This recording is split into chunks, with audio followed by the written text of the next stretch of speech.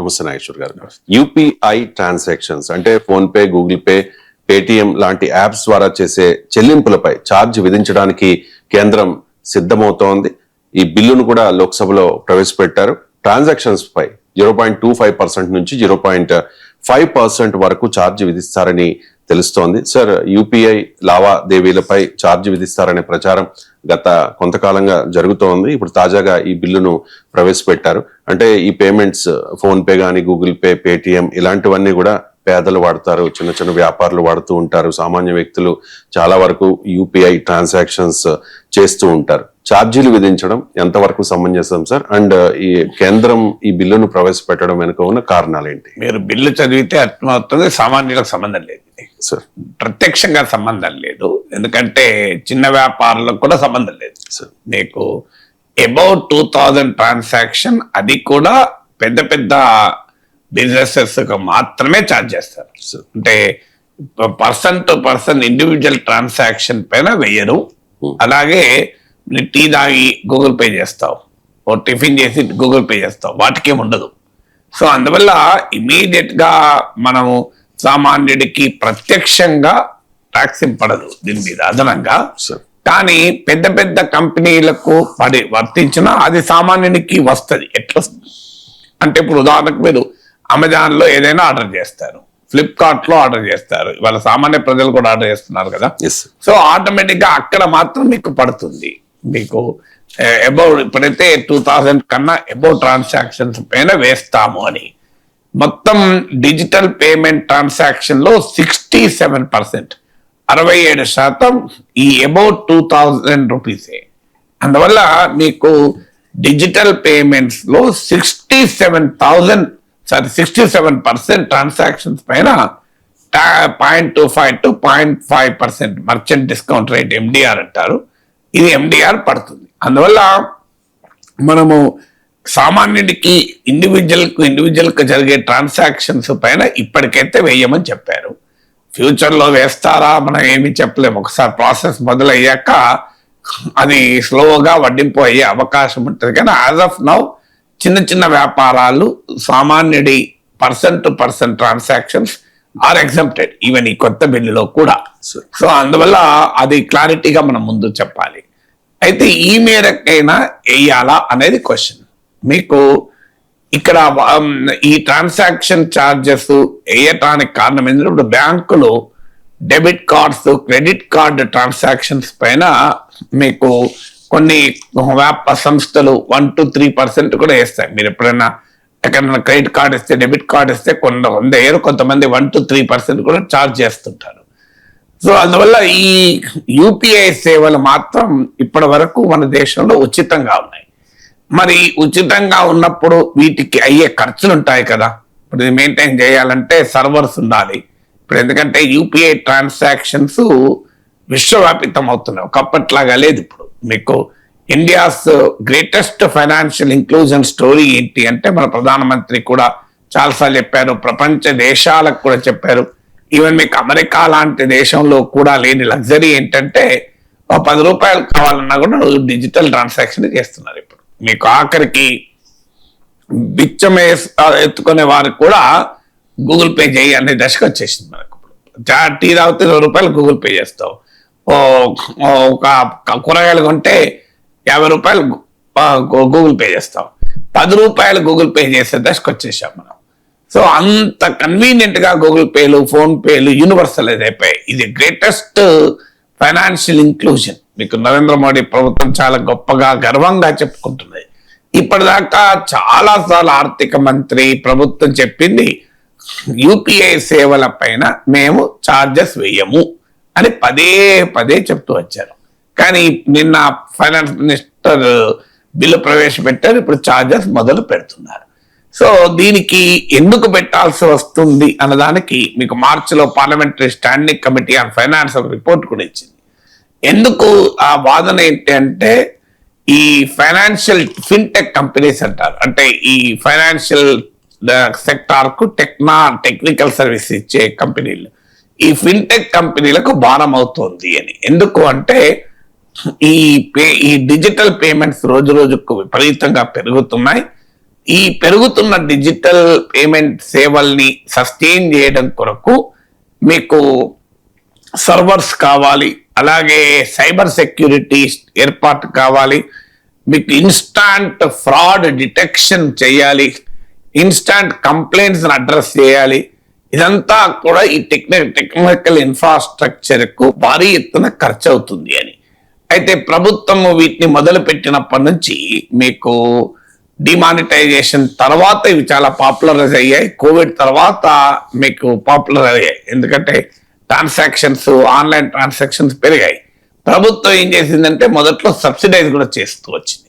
అంటే ఈ digital payments కు కన్స్యూమర్స్ దగ్గర కాకుండా ఫిన్టెక్ కంపెనీలను సబ్సిడైజ్ చేస్తూ వచ్చింది. అయితే ఈ సబ్సిడీస్ రోజు రోజుకు మీకు తగ్గుతూ ఇప్పుడు కేవలం 11 to 14% వరకు మాత్రమే కేంద్రం సబ్సిడైజ్ చేస్తుంది. మిగతాదంతా భారం అవుతుంది ఫిన్టెక్ కంపెనీలకు, కనుక ఇది చార్జ్ చేయాలి అనేది ప్రభుత్వాల వాదన. కానీ మనం అర్థం చేసుకోవాల్సింది ఏంటంటే కొన్ని సర్వీసెస్ ను మనము డబ్బుతోనే చూడలేం, ఎందుకంటే ఇది ఫైనాన్షియల్ ఇంక్లూజన్ కు సంబంధించిన ఒక గొప్ప సాంకేతిక మార్పు. నిజంగా భారతదేశం గర్వించదగినటువంటి మార్పు యూపీఐ సేవలు. ఎందుకంటే ఇంటర్నేషనల్ గా డెవలప్డ్ కంట్రీస్ లో కూడా లేని, ఈవెన్ ఫారిన్ డిగ్నిటరీస్ వచ్చినప్పుడు, ఇతర దేశాల అధ్యక్షులు, ప్రధానమంత్రులు వచ్చినప్పుడు కూడా మనం ఈ పేమెంట్, డిజిటల్ పేమెంట్ సామాన్యుడు చేసుకోగలిగినటువంటి డిజిటల్ పేమెంట్స్ ను షోకేస్ చేసి చూపెట్టారు. దీని లాభాలు కూడా ఏంటి అంటే, ఒకటి మీకు ఎకానమీ ఫార్మలైజేషన్ కావటానికి ఉపయోగపడుతుంది. మీకు టీవీలో మనం పేపర్లలో చూస్తుంటాం, ఒక గప్చుప్లు, కచోరీలు, కటోరీలు, కట్లెట్లు, సమోసాలు అమ్మే అతని దగ్గర నుంచి జిఎస్టి శాఖ వాళ్ళు చేస్తే కొన్ని లక్షల రూపాయల ట్రాన్సాక్షన్ అవుతుంది అని పట్టుకున్నారు. ఎలా పట్టుకోగలిగారంటే గూగుల్ పేల వల్ల. మీకు జిఎస్టి వాళ్ళు పట్టుకున్నారు. సాధారణంగా గప్చుప్ల బండి, కట్లెట్ బండి కదా అని వదిలేస్తారు, ఎవరు ఏ టాక్సెస్ ఉండవు. కానీ జిఎస్టి వాళ్ళు ఎలా పట్టుకోగలిగారంటే గూగుల్ పే ట్రాన్సాక్షన్స్ వల్ల బ్యాంకులో డబ్బులు పడుతున్నాయి, ఇన్ని లక్షల ట్రాన్సాక్షన్స్ ఉంది అని జిఎస్టి గుర్తించగలిగారు. సో అందువల్ల ఎకానమీ ఫార్మలైజ్ కావటానికి ఇది ఉపయోగపడుతుంది. తర్వాత ప్రభుత్వ లక్ష్యం ఏంటి, క్యాష్లెస్ ఎకానమీగా దీన్ని మార్చాలి అని. ఎందుకంటే క్యాష్లెస్ ఎకానమీ అయినప్పుడు ట్యాక్స్ ఎవేషన్, పన్నుల ఎగవేత గణనీయంగా తగ్గిపోతుంది మీకు. అందువల్ల క్యాష్లెస్ యాక్టివిటీకి ఇన్సెంటివైజ్ చేయాలి. ఇప్పుడు ఏమవుతుంది, మీరు ఒక్కసారి ఈ డిజిటల్ పేమెంట్స్ పైన మీరు ట్యాక్స్ వేశారనుకోండి, ఇమీడియట్ గా జరిగేది ఏంటంటే క్యాష్ ఎకానమీ వాళ్ళు పెరుగుతుంది. ఎందుకంటే ఇక నేను 0.5% ఇవ్వాలి, ఇప్పుడు 10,000 రూపాయలు ఇవ్వాలి. 10,000 రూపాయలు ఇవ్వాలి అంటే నేను 50 రూపాయలు కట్టాలి, దానికన్నా 10,000 కట్టేస్తా అనుకుంటాను. ఏముంది 10,000 కట్టేస్తే పని అయిపోతుంది కదా, క్యాష్ ఇచ్చేస్తే అయిపోతుంది కదా అని. సో అందువల్ల మీకు మళ్ళీ క్యాష్ ట్రాన్సాక్షన్స్ పెరిగే అవకాశం ఉంటుంది. అందువల్ల ఒక నోబుల్ కాజ్ ఫైనాన్షియల్ ఇంక్లూజన్ కొరకు, అలాగే ఫైనాన్షియల్ ట్రాన్సాక్షన్స్ స్మూతన్ చేయడానికి, ఫార్మలైజేషన్ ఆఫ్ ఎకానమీకి, ట్యాక్స్ ఎవేషన్ అవాయిడ్ చేయడానికి, మీకు క్యాష్లెస్ ఎకానమీని ప్రమోట్ చేయడానికి, ఇలాంటి ఉదాత్త లక్ష్యాలతో ఏర్పడిన యూపీఐ సర్వీసెస్ ను మీరు కేవలము దానికి ఎంత ఖర్చు అవుతుంది అని లెక్కలేసుకుంటే ఇట్స్ మీనింగ్లెస్. ఎందుకంటే మీకు ఇప్పుడు పిల్లల చదువు పైన ఖర్చు పెడతాం, పిల్లల ఆరోగ్యం పైన ఖర్చు పెడతాం. ప్రభుత్వాలు ఇవేమీ లెక్కలేసుకోరు కదా. గవర్నమెంట్ స్కూల్ పెట్టారు, దానికి ఎంత లాభం వస్తుంది, రిటర్న్ ఏమైనా వస్తుందా? గవర్నమెంట్ హాస్పిటల్ ఉంటుంది, రిటర్న్ ఏమైనా వస్తుందా? 5 పైసలు రిటర్న్ రాదు కదా. గవర్నమెంట్ రోడ్ వేస్తుంది, మీకు హైవేలు అంటే టోల్ ట్యాక్స్ ఉంటాయి. విలేజ్ కు రోడ్ వేస్తారు, దాని మీద రిటర్న్ ఉంటుందా? విలేజ్ కు ఒక ఆర్టీసీ బస్సు నడుపుతాం, దానికి రిటర్న్ ఉంటుందా? మీకు వీటన్నిటికీ రిటర్న్స్ ఉండవు కదా, లాభాలు ఉండవు కదా. అందువల్ల పోనీ ప్రభుత్వానికి ఇదేమైనా భారం అవుతుంది అంటే, ప్రభుత్వం ఇచ్చిన సబ్సిడీ ఎంత యూపీఐల పైన మీరు లెక్కేస్తే కేంద్ర ప్రభుత్వం 2024-25 బడ్జెట్ లో ఈ యూపీఐ ట్రాన్సాక్షన్స్ సబ్సిడైజ్ చేయడానికి కేంద్ర ప్రభుత్వం ఇచ్చినటువంటి సబ్సిడీ మొత్తం ఎంత అంటే 1922.77 crore. కేవలం 1,922,75,00,000 అంటే 1,923 1,923 crores. ఇది 2024-25 లో. 2025-26 లో 2,196.22 crore 2196.22 కోట్లు. 2026-27 బడ్జెట్ లో 2000 కోట్లు కేటాయించారు. ఏమంత ఖర్చుది? కేంద్ర ప్రభుత్వానికి 60 లక్షల కోట్ల బడ్జెట్ లో ఒక 2000 కోట్లు యూపీఐ సేవలకు కేటాయిస్తున్నారు. పోనీ యూపీఐ సేవలకు అయ్యే మొత్తం సబ్సిడీ చేస్తలేరు, 15% 11% చేస్తున్నారు కనుక అనుకున్నా కూడా ఎంత అవుతుంది? మాక్సిమం అయితే మీకు ఒక 10,000 కోట్లు అవుతుంది, అంతకు మించి కాదు 20,000 కోట్లు అవుతాయి. ప్రభుత్వం పెట్టేటువంటి లక్షల కోట్ల బడ్జెట్ లో ఒక 10,000 కోట్ల రూపాయలు ఒక డిజిటల్ ఇండియా సాధన కొరకు, డిజిటల్ పబ్లిక్ ఇన్ఫ్రాస్ట్రక్చర్ కొరకు, డిజిటల్ పబ్లిక్ సర్వీసెస్ కొరకు, ఎకానమీలో ఒక గొప్ప మార్పుకు ఉపయోగపడితే అది పెద్ద ఖర్చు అవుతుందా? నాకు నిజంగా అర్థం కాదు. సో మన ప్రభుత్వాలు ఎందుకు ఆలోచించవో తెలియదు. దీని మీద ఫైనాన్షియల్ బర్డన్ చాలా ఎక్కువ ఉంది. పోనీ మేము ట్యాక్స్ వేస్తున్నామంటే అర్థం ఉంది. యూపీఐ సేవల పైన ప్రభుత్వం పెట్టేటువంటి ఖర్చు పెద్ద ఎక్కువ కాదు కదా, ఇది చాలా నెగ్లిజిబుల్ అమౌంట్ కదా 2,000 కోట్లు అంటే. ఇది కేంద్ర ప్రభుత్వ బడ్జెట్ డాక్యుమెంట్ల నుంచి నేను చెప్తున్నాను, మీకు పార్లమెంటరీ స్టాండింగ్ కమిటీ రిపోర్ట్ నుంచి చెప్తున్నాను. మరి ఎందుకని యూపీఐ సేవల్ని కాస్ట్లీ చేద్దామని ప్రభుత్వాలు అనుకుంటున్నాయో తెలియదు. అదే జరిగితే ఏమవుతుంది? మళ్ళీ మీకు డిజిటల్ ట్రాన్సాక్షన్స్ తగ్గుంటే ప్రజలపైన భారం. ఇప్పుడు ఏమైనా అమెజాన్ ఫ్లిప్కార్ట్ మీద వేస్తున్నాం అనుకుంటాను, అమెజాన్ వాడు ఏం జేబులకెళ్ళి కడతాడా? మళ్ళీ కన్స్యూమర్ నుంచే వసూలు చేస్తాడు. మీకు ఫ్లిప్కార్ట్ వాడు జేబులకెళ్ళి కడతాడా? కన్స్యూమర్ నుంచే వసూలు చేస్తాడు. షాపింగ్ మాల్లో ఉంటుంది కరెక్ట్, షాపింగ్ మాల్ వాళ్ళు జేబులకెళ్ళి కడతారా? అది అనివార్యంగా ప్రైస్ లో ఎక్కడో ఒక్క చోట ఇంక్లూడ్ అయ్యి మన మీద పట్టిస్తాడు. అంతలోనే ఉంది మనకు. సార్, ఆంధ్రప్రదేశ్ ఆర్థిక రంగంపై సీఎం చంద్రబాబు నాయుడు శ్వేతపత్రాన్ని విడుదల చేశారు. ప్రొఫెసర్ గారు, సాధారణంగా మనం చూస్తూ ఉంటాం ప్రభుత్వం ఏర్పడిన కొత్తలో శ్వేతపత్రాలు రిలీజ్ చేస్తూ ఉంటారు, కానీ అధికారంలోకి వచ్చి 2 ఏళ్లు పూర్తయిన తర్వాత ఇప్పుడు కూటమి ప్రభుత్వం ఎందుకు ఈ శ్వేతపత్రాన్ని రిలీజ్ చేసినట్టు? ఈ శ్వేతపత్రం రిలీజ్ చేయడంలో మొదటి లక్ష్యం ఏంటంటే, ఇప్పుడు కాంటెక్స్ట్ ఏంటి? రాష్ట్ర ప్రభుత్వ ఉద్యోగులు, ఉపాధ్యాయులు ఆల్రెడీ రోడ్డెక్కుతున్నారు. వాళ్ళకు డిఏలు పెండింగ్ ఉన్నాయి, పిఆర్సి 2 ఏళ్ళైనా ఇంతవరకు అపాయింట్ చేయలేదు, మీకు ఇంటరిమ్ రిలీఫ్ ఇస్తలేరు. ఈ మధ్య కూడా రాష్ట్ర వ్యాప్తంగా వేలాది మంది ఉపాధ్యాయులు, ఉద్యోగులు రోడ్డెక్కారు మీకు ఫ్యాప్టో నాయకత్వంలో. సో అందువల్ల మీకు మాకు ఉద్యోగులు, ఉపాధ్యాయులు కూడా ప్రభుత్వ ఉద్యోగులే. సో ప్రభుత్వ ఉద్యోగులు, పెన్షనర్లు వీళ్ళు ఆల్రెడీ పోరుబాట పట్టారు. ఎందుకంటే వీరికి అనేక రకాల హామీలు చంద్రబాబు నాయుడు ఎన్నికల సమయంలో ఇచ్చారు.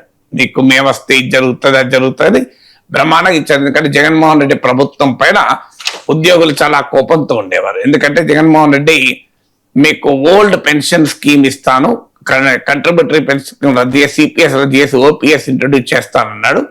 ఇది 2019 ముందు పాదయాత్రలో ఇచ్చిన హామీ. నేను అధికారంలోకి వస్తే వెంటనే ఓపీఎస్ సిపిఎస్ రద్దు చేసి ఓపీఎస్ ఇస్తానని.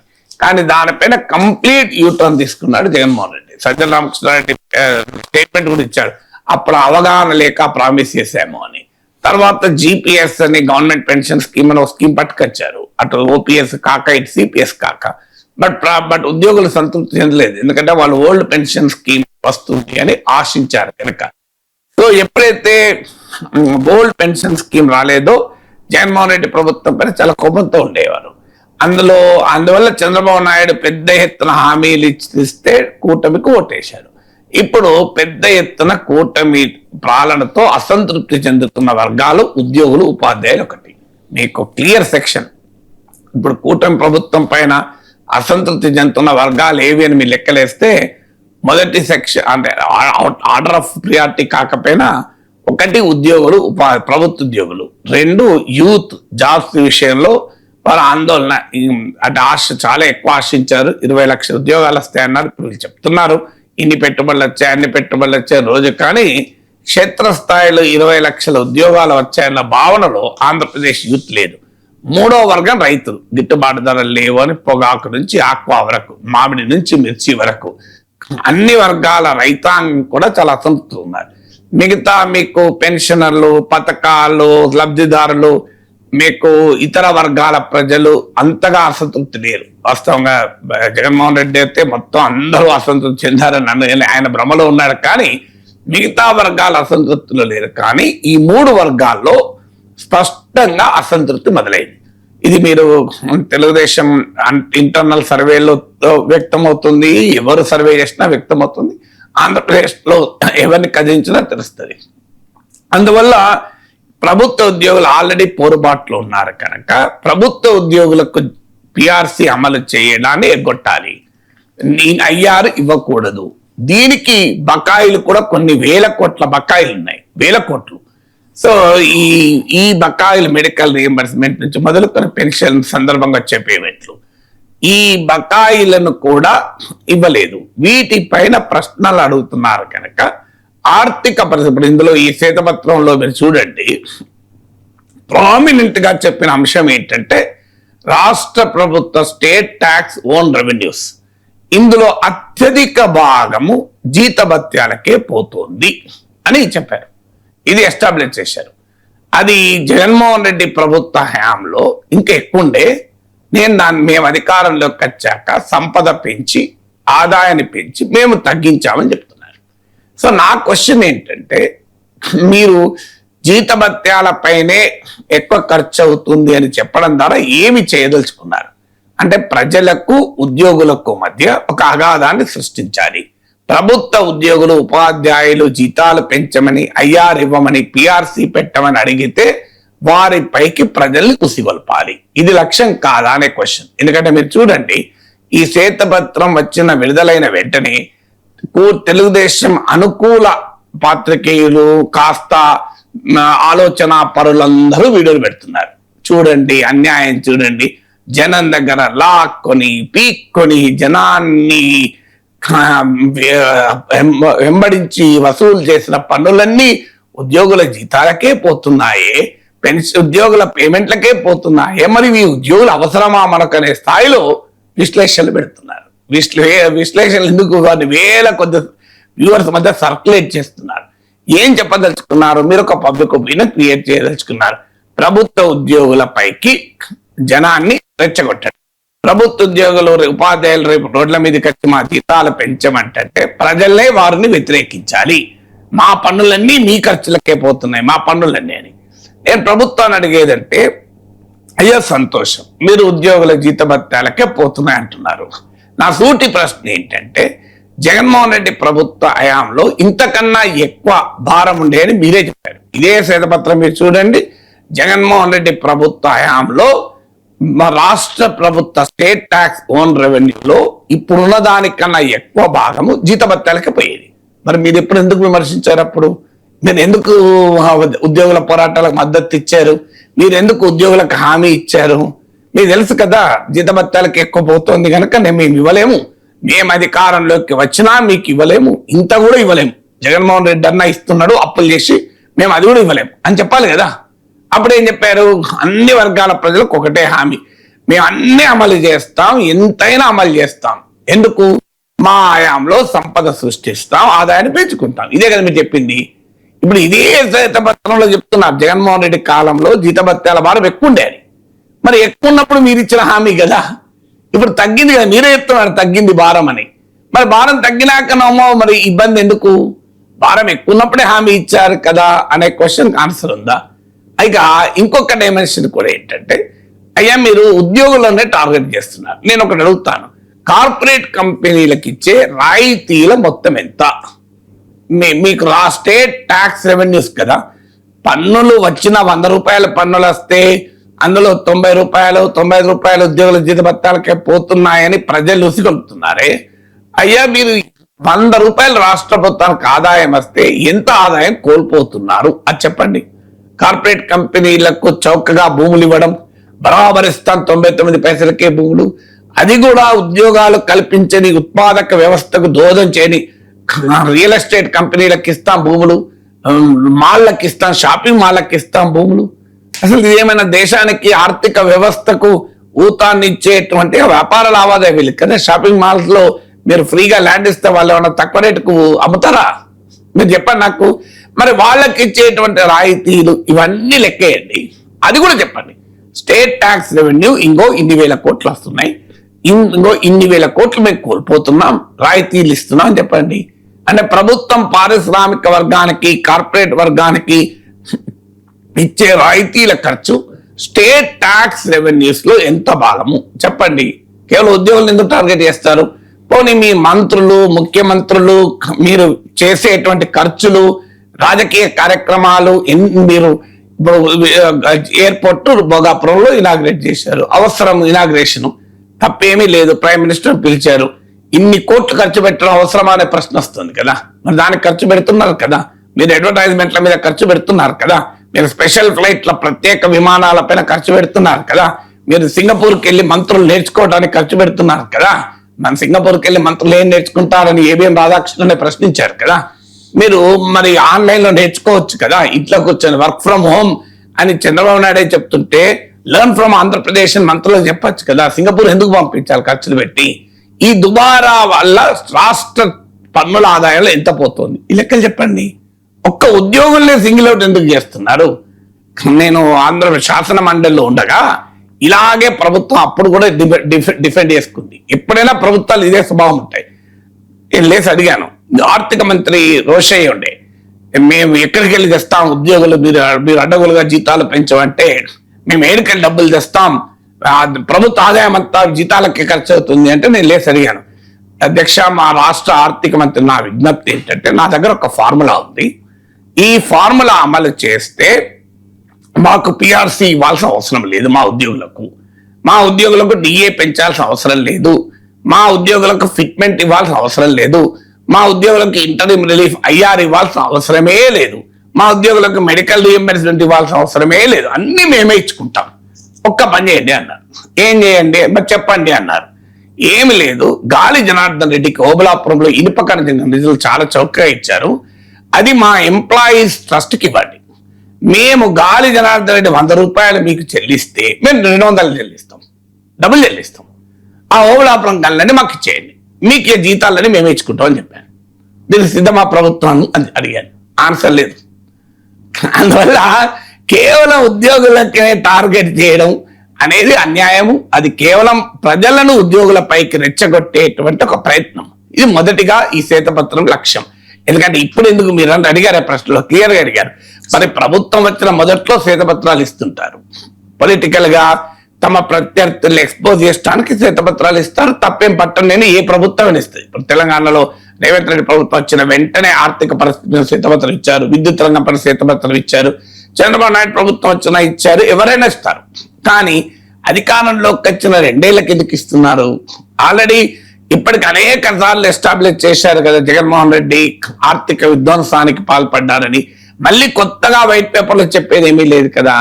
కానీ ఎందుకు ఇచ్చారంటే దీని లక్ష్యం ఉద్యోగుల పిఆర్సీ, ఉద్యోగుల ఐఆర్, వీళ్ళ డిమాండ్ల నుంచి ప్రజల దృష్టిని మళ్లించడమే కాదు, ప్రజల్ని ఉద్యోగులపైకి రెచ్చగొట్టడం అనేది లక్ష్యం. అందువల్ల ఉద్యోగులు దీనిపైన పబ్లిక్ అవుట్ రీచ్ వెళ్ళాలి. మా పైన ఖర్చు పెట్టడం అంటే ప్రజల్ని పీక్క తిని మాకు పెడుతున్నారు అని ఇదే భాష వాడుతున్నారు.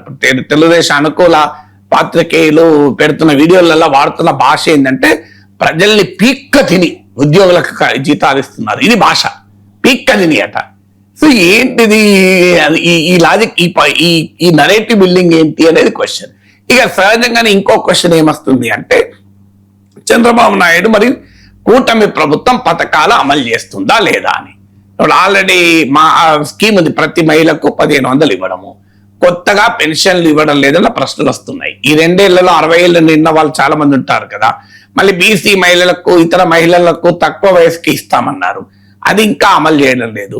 రేషన్ కార్డు అమలు చేయాలి. మీరు ఏ తెలుగుదేశం కార్యకర్తనైనా అడగండి, గ్రామ స్థాయిలో ఒక టీడీపీ కార్యకర్త గ్రామ స్థాయిలో బయటికి వస్తే రోడ్డు మీద వీధులు స్ట్రీట్ లో నడుస్తుంటే ఎవరో ఒక వృద్ధుడు వచ్చి అయ్యా పెన్షన్ ఎప్పుడు రాస్తాను, కొత్త పెన్షన్ అని అడుగుతున్నారు.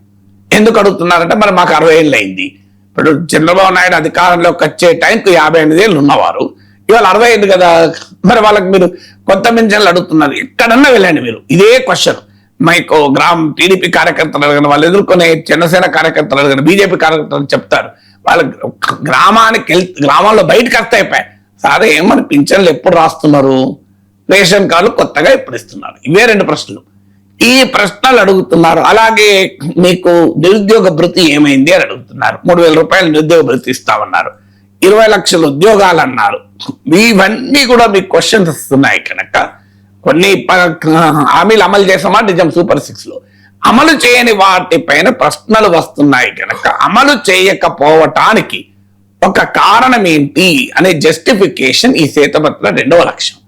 3వ లక్ష్యం ఏంటి, మేము సంపద సృష్టిస్తాము అని చెప్పారు కనుక ఇంకా మేము ఏ రకంగా ఆర్థిక పరిస్థితి జగన్మోహన్ రెడ్డి నాశనం చేస్తే మేము గాడిన పెడుతున్నాం అనే నరేటివ్. ఇది గతంలో చేశారు, ఇప్పుడు మళ్ళీ చేస్తున్నారు. ఆ నరేటివ్ ఈ 2 ఏళ్లలో మేము ఈ రకంగా మెరుగుపరిచాము అని చెప్పేటువంటి ఒక ప్రయత్నం. అందువల్ల ఇది వైట్ పేపర్ అండ్ ఫైనాన్సెస్ అయినా ఇట్స్ పొలిటికల్ పేపర్, ఆ రాజకీయ పత్రం ఇది. ఆ రాజకీయ లక్ష్యంతోనే వస్తున్న పత్రం ఇది. కాక్రోచ్ జనతా పార్టీ రాజకీయ పార్టీగా మారాలనే డిమాండ్ వినిపించింది, రాజకీయ పార్టీగా మారుతుందనే ప్రచారం కూడా జరిగింది. కానీ ఫౌండర్ అభిజిత్ దీప్కే ఈ విషయంపై క్లారిటీ ఇచ్చారు. ప్రజలకు రాజకీయ పార్టీలపై నమ్మకం పోతోన్న పరిస్థితుల్లో రాజకీయ పార్టీ ఆలోచన లేదు అంటూ ఉన్నారు. इसे पॉलिटिक्स से नहीं, अगर हमारा वैसा कोई ये इंटेंशन नहीं है, क्योंकि इस देश में अभी पॉलिटिक्स का क्या हाल हो रखा है आपने देख ही रखा है. पार्टियां तोड़ी जा रही है ईडी सीबीआई भेजकर, इलेक्शन हो रहे थे इलेक्शंस में वोट्स डिलीट किए जा रहे हैं. लोगों का तो भरोसा उठ चुका है एक तरीके से पॉलिटिक्स से, क्योंकि लोग कहते हैं कि हम सुबह वोट किसी और को करते हैं, शाम को सरकार किसी और की बन जाती है. हम एमपी एमएलए किसी एक पार्टी का चुनते हैं, शाम को वो किसी और पार्टी में होता है.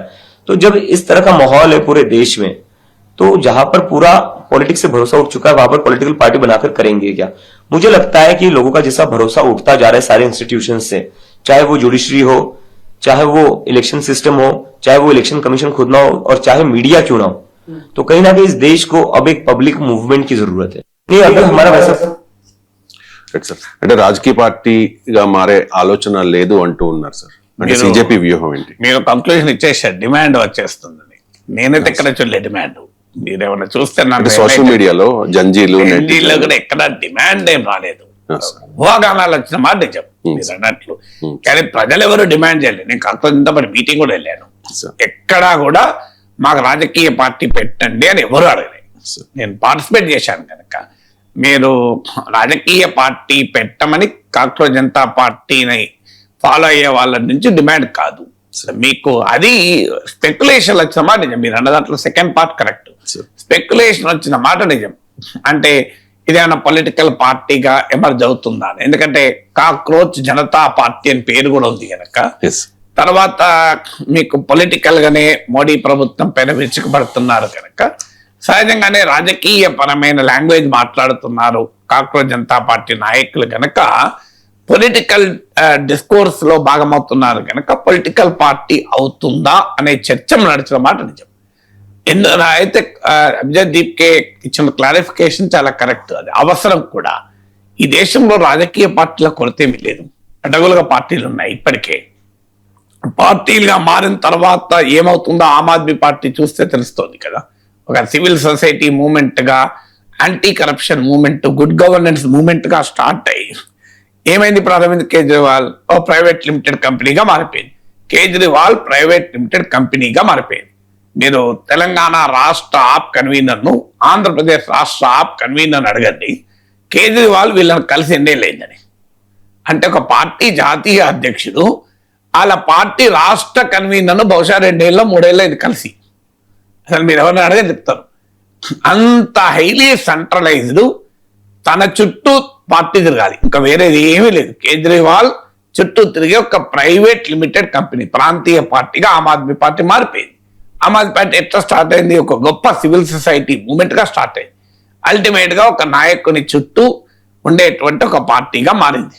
ఇక ఫార్చునేట్లీ ఇంకా వారసత్వ పార్టీగా రూపాంతరం చెందలేదు. ఈవెన్ అరవింద్ కేజ్రీవాల్ సీఎం గా రిజైన్ చేసినప్పుడు ఆయన వైఫ్ నే సీఎం చేస్తారని చర్చ కూడా నడిచింది. ఫార్చునేట్లీ చేయలేదు. కానీ సేమ్ ఇతర రాజకీయ పార్టీ లాగా ఒక కోటరీ, ఒక డెమోక్రటిక్ ఫంక్షనింగ్ ఉండదు, ఒక ప్రజాస్వామిక బద్దమైన ఆర్గనైజేషన్ ఉండదు, ఒక వ్యక్తి చుట్టూ అల్లుకున్న రాజకీయ పార్టీ. ఆమ్ ఆద్మీ పార్టీ అనుభవం చూసాం, భారతీయ జనతా పార్టీ అనుభవం చూస్తున్నాం. అదైతే ఒక సిద్ధాంత ఆధారిత రాజకీయ పార్టీ కదా. సిద్ధాంత ఆధారిత రాజకీయ పార్టీ వాళ్ళ సిద్ధాంతం ఎక్కడుంది? పార్టీ విత్ డిఫరెన్స్ అన్నారు. ఇలా పార్టీ విత్ డిఫరెన్స్ ఉందా? ఆయారాం గయారాంలతో బీజేపీ నిండిపోతోంది. అవినీతి పనులను కూడా పార్టీలో చేర్చుకొని వాషింగ్ మిషన్ గా మారిపోయింది. ఎవరిని పడితే వాళ్ళను పార్టీల్లో ముఖ్యమంత్రులే చేస్తున్నారు. మీ క్లాసిక్ ఎగ్జాంపుల్ సువేంద్ర అధికారి అవినీతి పైన మోడీ బహిరంగ సభలోనే అవహేళన చేసి ఇవాళ ఆయన ప్రమాణ స్వీకారానికి మోడీయే ముఖ్య అతిథిగా హాజరయ్యారు. నిర్ణయాలన్నీ మోడీ, అమిత్ షా. రాష్ట్ర పార్టీలకు ఏమాత్రం అధికారం లేదు. రాష్ట్ర పార్టీ నాయకత్వాన్ని ఈవెన్ ఆలోచించే అవకాశం కూడా ఇవ్వడం లేదు. వీళ్ళ కన్సర్న్స్ కు, వీళ్ళ ఆలోచనలకు అసలు ఎక్కడా లెక్కలేదు. Completely highly centralise, that to 2 individuals, Narendra Modi, Amit Shah. అలా భారతీయ జనతా పార్టీ లాంటి సైద్ధాంతిక పార్టీ, ఆర్ఎస్ఎస్ మూలాలున్న పార్టీ అలా తయారైపోయింది. ఇక కాంగ్రెస్ పార్టీ, రీజనల్ పార్టీ నుంచి మనం ఎంత తక్కువ మాట్లాడుకున్నా అంత మంచిది. అవి ఎలాగో ప్రైవేట్ లిమిటెడ్ కంపెనీలే.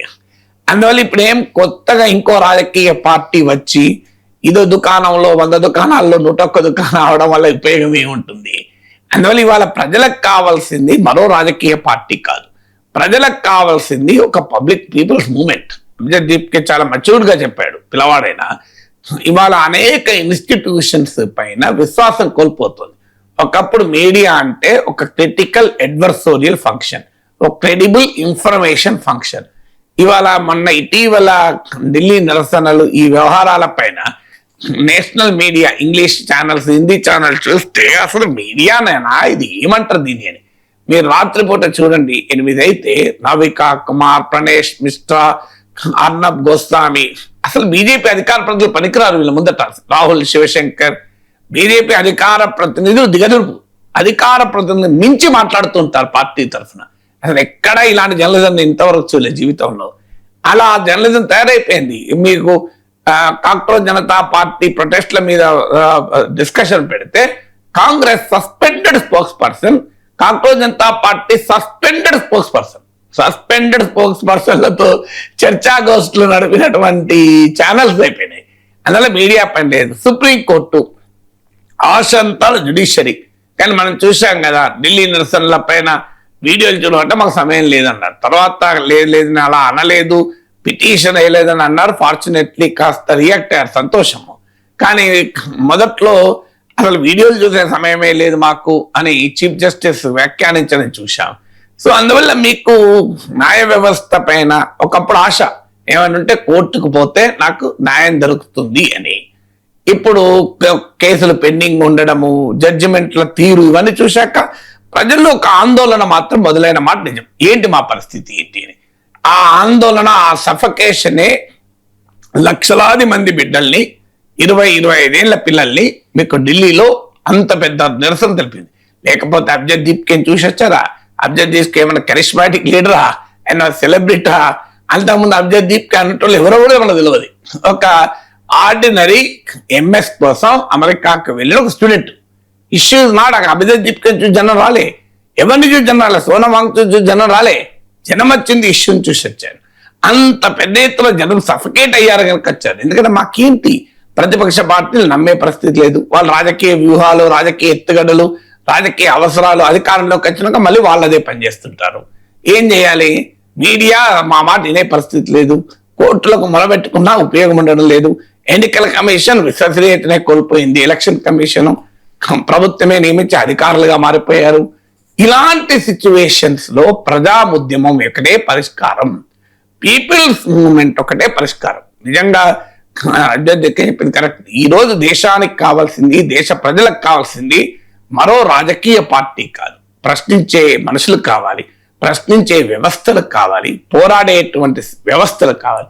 అందువల్ల ఒక రాజకీయాలకు అతీతంగా పార్టీ లేదైనా, అది నీట్ ఎగ్జామ్ అయినా, జార్ఖండ్ ఎగ్జామ్ అయినా, తెలంగాణలో పోలీస్ రిక్రూట్మెంట్ అయినా ప్రశ్నించేటువంటి వారు కావాలి, పోరాడేటువంటి వ్యవస్థ కావాలి. అందువల్ల India doesn't need one more political party. ఉన్న పార్టీలు సరిపోతాయి. India needs a people's movement. ఒక ప్రజా ఉద్యమం కావాలి, ఒక పౌర సమాజ చైతన్యం కావాలి. ప్రభుత్వాలు ఏవైనా జవాబుదారీగా ఉంచగలిగేటువంటి వ్యవస్థలు కావాలి. ఎవరైనా అధికారంలో ఉండొచ్చు, కానీ అధికారంలో ఉన్న వాళ్ళను వినిపించేలా, వాళ్ళతో ఒప్పించేలా ఒక బలమైన ప్రజా ఉద్యమాల వ్యవస్థ కావాలి. అది అవసరం. కాక్రోచ్ జనతా పార్టీ ఆ పాత్ర పోషించింది కనుక ఇంతమంది జనమంతా వెళ్ళారు. ఇలా మాలాంటి వాళ్ళం కూడా కాక్రోచ్ జనతా పార్టీ మీటింగ్ కనుక వెళ్ళాం. నాకేమన్నా అబ్జద్ దీప్ ఎవరో తెలుసా? వెళ్ళింది ఇదేంటి? ఇష్యూ న్యాయమైంది, వ్యవస్థలన్నీ విఫలమవుతున్నాయి, ఇష్యూ న్యాయమైంది కనుక జవాబుదారితనం కావాలి. ఇంత పెద్ద సంఖ్యలో ఇష్యూ మీద జనం ర్యాలీ అవుతున్నారు. అదే ఈ పోరాటం పెరుగుతోంది. ఆఖరికి ఫైనల్ గా నరేంద్ర మోడీనే ఒప్పించేలా నెట్టగలిగారు కదా, ధర్మేంద్ర ప్రధాన్ రాజీనామా చేయించగలిగారు కదా, ఏ ప్రతిపక్ష పార్టీ సాధించింది. అందుకొరకు మాలాంటి వాళ్ళు ఉన్నాం. మీరు వెళ్ళి రాజకీయాల్లో చేరి మళ్ళీ మీరు ఆ తాండ్లో ఇంకో ముక్క అవుతా అంటే మాలాంటి వాళ్ళు దగ్గర కూడా పోం. అందువల్ల నిజంగా కావాల్సింది ప్రజా ఉద్యమమే.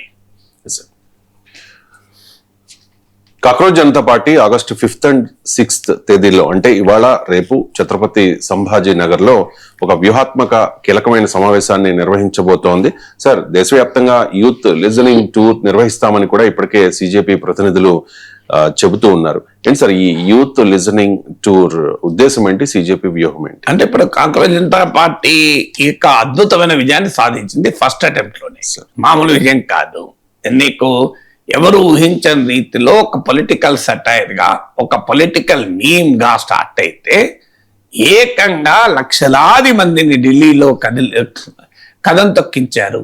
పోలీసుల పెలట్ గన్లకు, లాఠీలకు ఎదిరించి నిలబడగలిగారు. దాని ప్రకంపనలు దేశవ్యాపితంగా అనేక నగరాల్లో చూశాం. బీహార్లో AK-47 ఎక్కుపెట్టిన యువత చెదరలేదు. ముంబై నగరంలో ఒక అమ్మాయి చెయ్యి అడ్డం పెట్టి పోలీస్ వ్యాన్ ఆపగలిగారు. ఇంతటి ధైర్య సాహసాలు యువత చూపెట్టగలిగారు. దేశవ్యాపితంగా ప్రజలు స్పందించారు.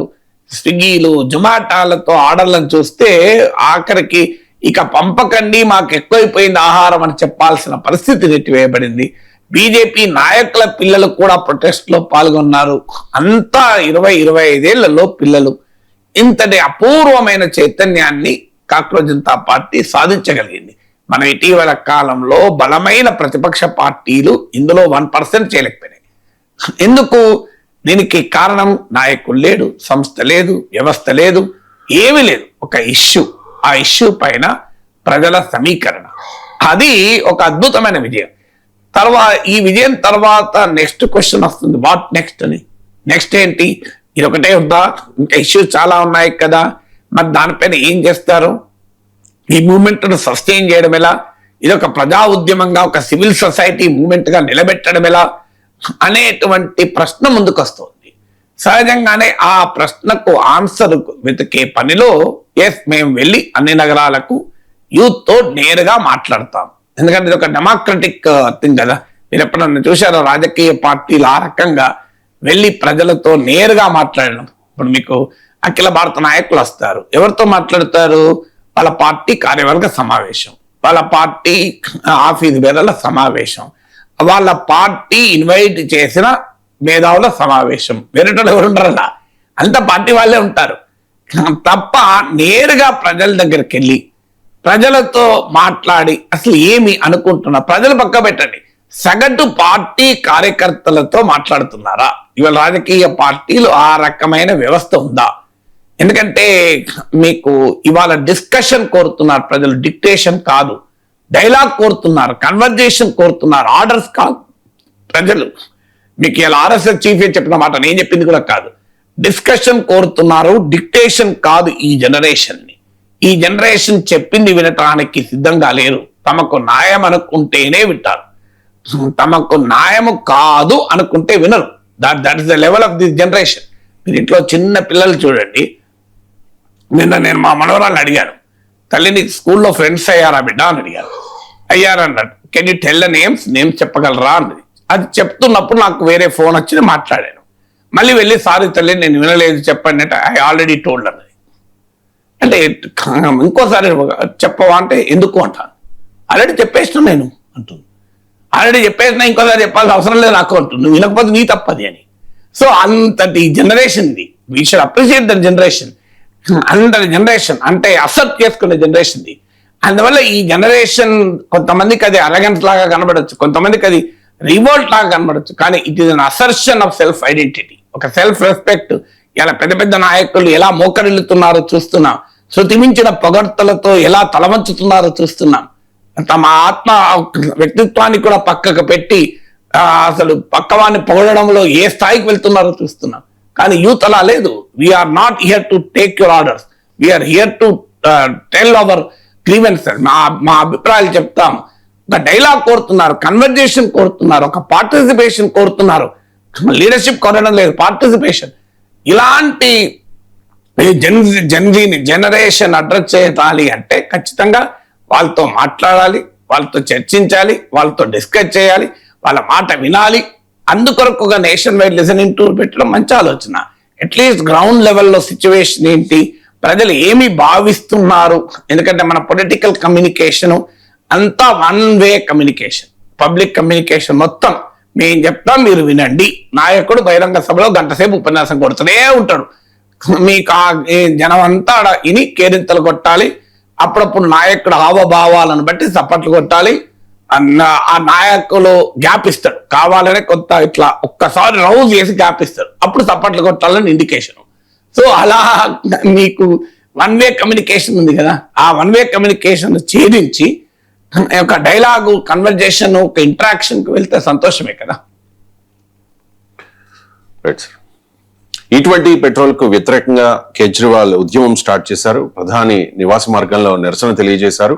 ప్రజలంతా కలిసి రావాలని కూడా కేజ్రీవాల్ పిలుపునిచ్చారు.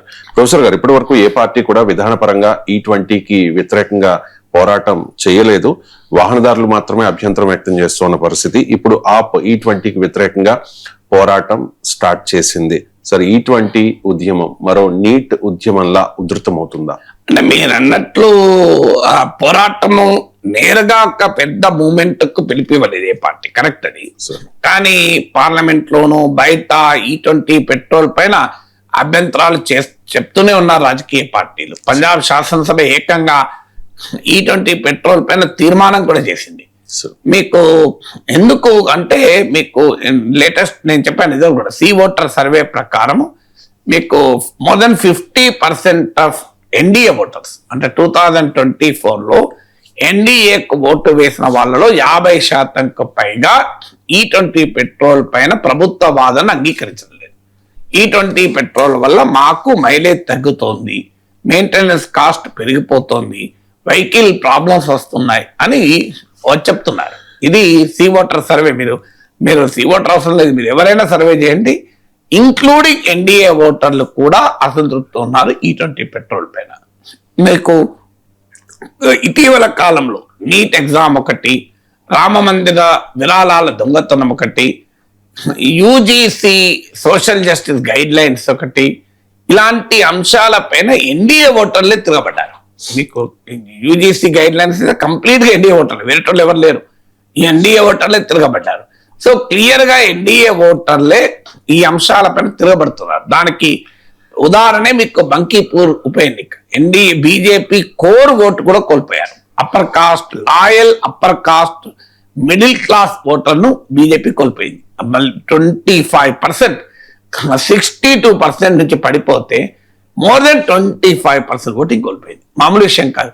52,926 52,900 పైగా ఓట్లతో నితిన్ నవీన్ గెలిస్తే మన 19,000 పైన ఓట్లతో ఓడిపోయారు. ఇది ఎలా సాధ్యమైంది? కోర్ ఓటు పోతే. అంటే బీజేపీకి ఓటు వేసిన వారిలో ఎథికల్ ఓటర్స్ చాలా మంది ఉన్నారు. అంటే కాంగ్రెస్ పొలిటికల్ కల్చర్ నచ్చక బీజేపీ ఓటర్లు అంతా హిందుత్వ ఓటర్లే కారు. బీజేపీ ఓటర్లలో ఒక గణనీయమైన భాగం కాంగ్రెస్ పొలిటికల్ కల్చర్, కాంగ్రెస్ దశాబ్దాల రాజకీయ సంస్కృతిని ఏవగించుకొని బీజేపీకి ఓటేశారు. కానీ బీజేపీ ఎందుకంటే పార్టీ విత్ డిఫరెన్స్ అని పిలిపివ్వడంతో, ఎందుకంటే అది బీజేపీ డైనాస్టిక్ పార్టీ కాదు. బీజేపీ అంటే ఒక క్లీన్ గవర్నమెంట్, క్లీన్ పాలిటిక్స్, ఒక డెమోక్రటిక్ గవర్నమెంట్ ఉంటుంది అనే ఆశతో ఎథికల్ ఓటర్ ఓటేశారు. ఈ ఇటీవల ఈ 12 ఏళ్ల అనుభవంతో ఏమైందంటే ఎథికల్ ఓటర్ బీజేపీకి దూరమవుతున్నారు. ఎథికల్ ఓటర్ అంటే పార్టీ చేస్తున్న ఫిరాయింపు రాజకీయాలు, పార్టీలను చీల్చే విధానము, గవర్నర్లను ఉపయోగించుకునే విధానము, ఇష్టం వచ్చినట్టుగా ఇతర పార్టీల వాళ్ళని తీసుకుని పదవులు ఇవ్వడము, అవినీతి పనులను కూడా తీసుకుని వాషింగ్ మిషన్ లాగా మారడము, ఇవన్నీ చూసిన తర్వాత ఎథికల్ ఓటరు ఇవాళ కాంగ్రెస్ కు బీజేపీకి తేడా ఏముంది అని ప్రశ్నిస్తున్నారు. హిందుత్వ ఓటరు రామ మందిర విరాళాల చోరీ వల్ల హిందుత్వ ఓటర్ డిస్టర్బ్ అయ్యాడు.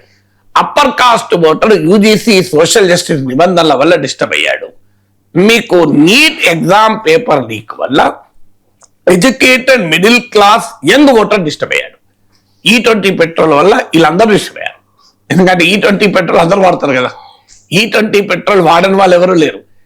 E20 పెట్రోల్ సెక్యులర్ వాది వాడతాడు, హిందుత్వవాది వాడతారు. E20 పెట్రోల్ అప్పర్ కాస్ట్ వాడతారు, లోయర్ కాస్ట్ వాడతారు.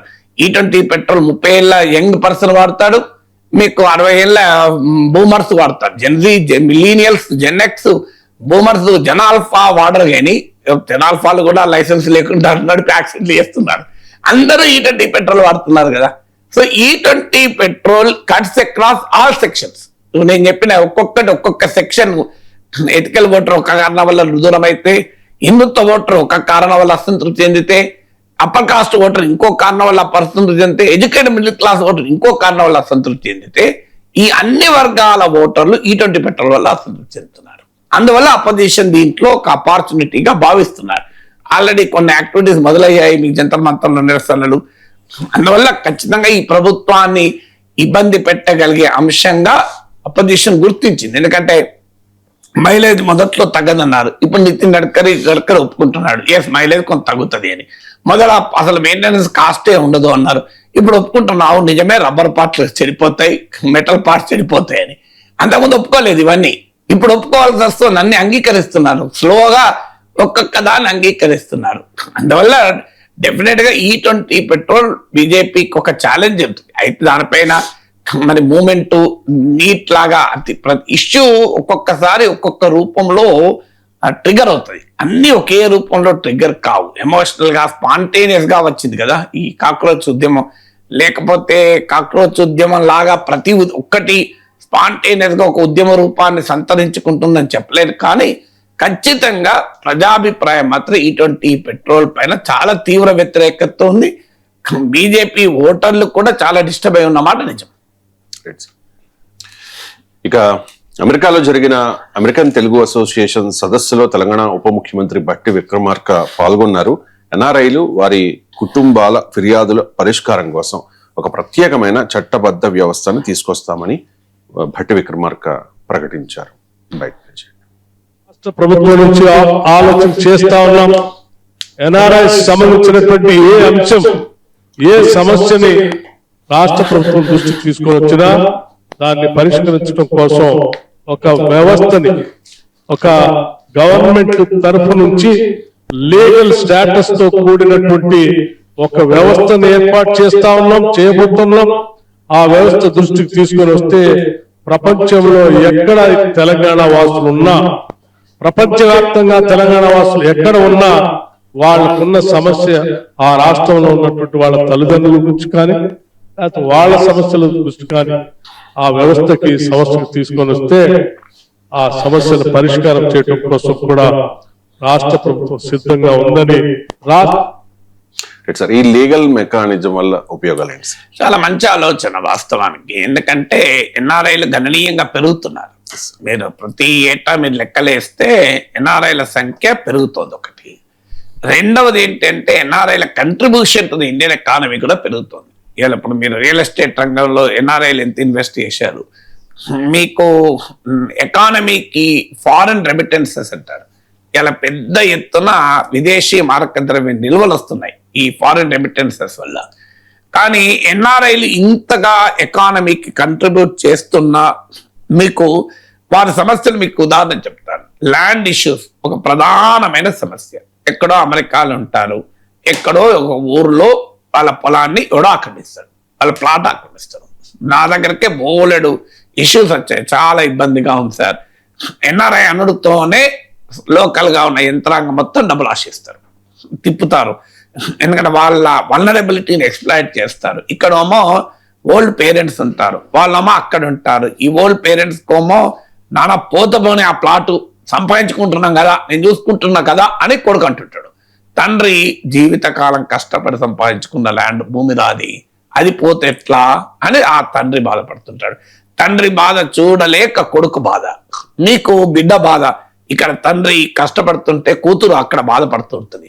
అందువల్ల మీకు ల్యాండ్ ఇష్యూస్ ఒక క్లాసిక్ ఎగ్జాంపుల్. మీకు ప్రాపర్టీ డిస్ప్యూట్స్, ల్యాండ్ ఇష్యూస్ తో పాటు ప్రాపర్టీ డిస్ప్యూట్స్ వస్తున్నాయి. మీకు భూ ఆక్రమణ, భూముల కబ్జా అనేది ఒక ప్రధానమైన సమస్య. ఎప్పుడో కొంటారు, దానికి ప్రొటెక్షన్ ఉండదు. మనమే ఇక్కడ ఉన్న వాళ్ళమే వెళ్ళి చూసుకోమైతే ఇక అక్కడ ఉన్న వాళ్ళు ఎప్పుడు చూసుకుంటారు? సో అది మొదటి సమస్య. రెండవది, ఇప్పుడు ఎన్ఆర్ఐ పెళ్లిళ్ళు చాలా సందర్భాల్లో ఇప్పుడు ఇక్కడ తెలిసిన మీకు మ్యాట్రిమోనీలో ఒకప్పుడు అంటే తెలిసిన వారి ద్వారా సంబంధాలు వచ్చేవి, తెలిసిన వారి కుటుంబాల మధ్య పెళ్లిళ్ళు అయ్యాయి. ఇప్పుడు అలా మారిపోయింది కదా, ఇప్పుడు అంతా మ్యాట్రిమోనీ పెళ్లిళ్ళు అయిపోయినాయి. నేను మ్యాట్రిమోనీలో ఎక్కడో కుదురుతుంది, పిల్లవాడు ఏదో బాగా అమెరికాలో ఉద్యోగం చేస్తున్నాడు, యూకేలో ఉద్యోగం చేస్తున్నాడు, దుబాయ్లో ఉద్యోగం చేస్తున్నాడు, బాగా సంపాదిస్తున్నాడు కదా అనుకుంటారు. ఆ పిల్లాడి గురించి ఇక్కడ ఏమీ తెలియదు, కుటుంబాల మధ్య పరిచయాలు ఉండవు, బంధుత్వాలు ఉండవు. సో పెళ్లి చేస్తారు. పెళ్లి చేసిన తర్వాత అక్కడ రకరకాల వేధింపులు, గృహ వేధింపులు, డొమెస్టిక్ వైలెన్స్ ఈ రెండవ సమస్యగా ముందుకు వస్తుంది. అలాంటి వాళ్ళు ఇబ్బందులు పడుతున్నారు. మూడవ సమస్య ఏంటంటే చిన్న చిన్న తప్పులకు కూడా అక్కడ శిక్షలు అనుభవిస్తూ ఉంటారు.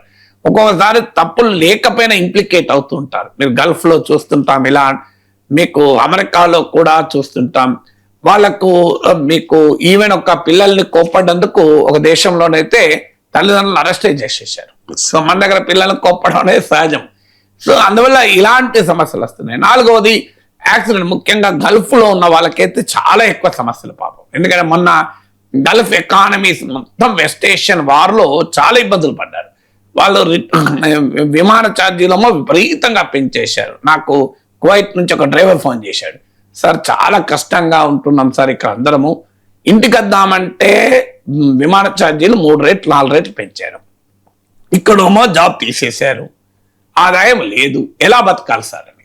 కొన్ని చోట్ల అయితే మనకు ఈవెన్ పాస్పోర్ట్ తీసేసుకుంటారు, వేధింపులు ఉంటాయి, భయంకరమైన వేధింపులు. మనం చూసాం యమన్లో మనీషా ప్రియా ఇప్పటికీ కూడా ఇష్యూ అలాగే ఉంది కదా. సో అలా మీకు గల్ఫ్ దేశాల్లో అయితే, అమెరికా అన్న డెమోక్రటిక్ కంట్రీ, సివిల్ సొసైటీ ఉంటుంది, ఆడ మన ఎవరైనా చెప్పితే వినే వాళ్ళు ఉంటారు. ఈ గల్ఫ్ దేశాల్లో అయితే అవి రాచరిక నిరంకుశ రాజ్యాలు. సో అక్కడ ఎవరు చెప్పుకోవాలన్నా కూడా దిక్కుండని పరిస్థితి ఉంటుంది. సో అందువల్ల మీకు ఈవెన్ ఒక ఫ్యాక్టరీ అన్సేఫ్ కండిషన్స్, మోసాలు, ఇక ఏదో పెద్ద ఉద్యోగం వస్తుందని తీసుకెళ్తారు, అక్కడ ఆ ఉద్యోగం రాదు, ప్రామిస్ చేసినటువంటి సాలరీస్ ఉండవు, వర్క్ కండిషన్స్ ఉండవు, భయంకరమైన చాకరీ చేయించుకున్న ఉదాహరణలు ఉంటున్నాయి. సో కనీసమైన సోషల్ సెక్యూరిటీ ప్రొటెక్షన్ ఉండదు, ఇంటికి తిరిగి రాలేరు, ఇలాంటి పరిస్థితులు ఎదుర్కొంటున్నారు. మీకు ఇదొక మ్యాసివ్ సమస్యగా మారిపోయింది. మీకు ఇలాంటి అనేక ఇష్యూస్ మీకు ఉన్నాయి ఎన్ఆర్ఐలకు. వాటిని పరిష్కరించడానికి చిన్న చిన్న విషయాలు కావచ్చు, ఒక ఆధార్ కార్డు ఇక్కడ తీసుకోవాలన్నా, ఒక బర్త్ సర్టిఫికేట్ కావాలన్నా, ఒక ఏది కావాలన్నా కూడా మన దగ్గర వ్యవస్థ ఎలా పనిచేస్తుందో తెలుసు మీకు. అందువల్ల ఎన్ఆర్ఐలు ఇక్కడ ఏమన్నా ఇన్వెస్ట్ చేయాలన్నా, ఎంటర్ప్రెన్యూరల్ యాక్టివిటీ చేయాలన్నా, పర్మిషన్లు కావాలన్నా 4 సార్లు మీరు తిరిగి అప్లికేషన్ పెట్టుకొని పర్మిషన్ తీసుకోలేరు కదా. అందువల్ల ఖచ్చితంగా ఆ ఇంటర్ఫేస్కి ఒక లీగల్ అధికారాలున్న వ్యవస్థ ఏర్పాటు చేయాలన్న చాలా మంచి ఆలోచన. ఎలా ఉంటుంది, దాని విధి విధాలు ఏంటి మనకు తెలియదు కనుక ఇప్పుడే కామెంట్ చేయలేం, కానీ ఖచ్చితంగా it's a very good initiative అవుతుంది.